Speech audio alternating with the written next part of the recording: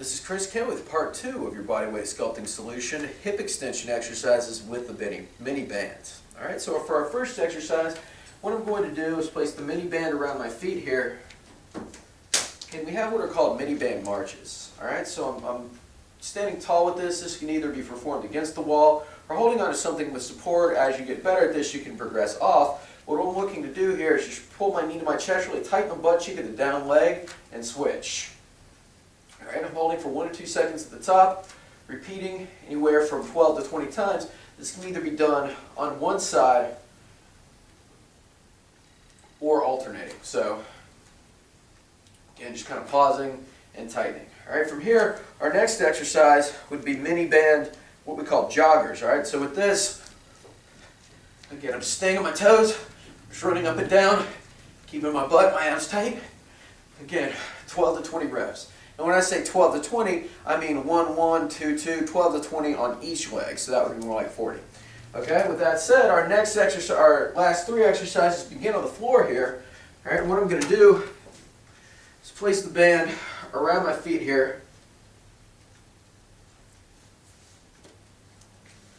I'm going to raise one leg up into the air. I'm going to provide a little bit of resistance.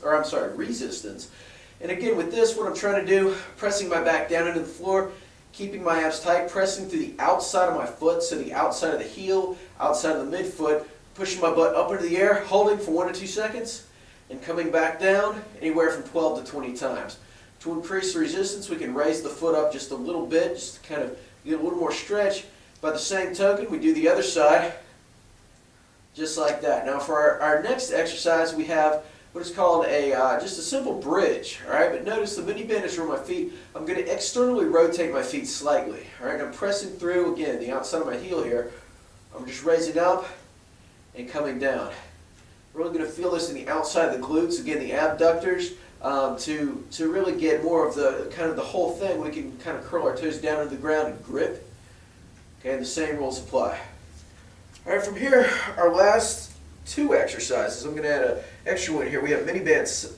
We have mini band sort of side kicks here. Okay, again, 12 to 20 for each side.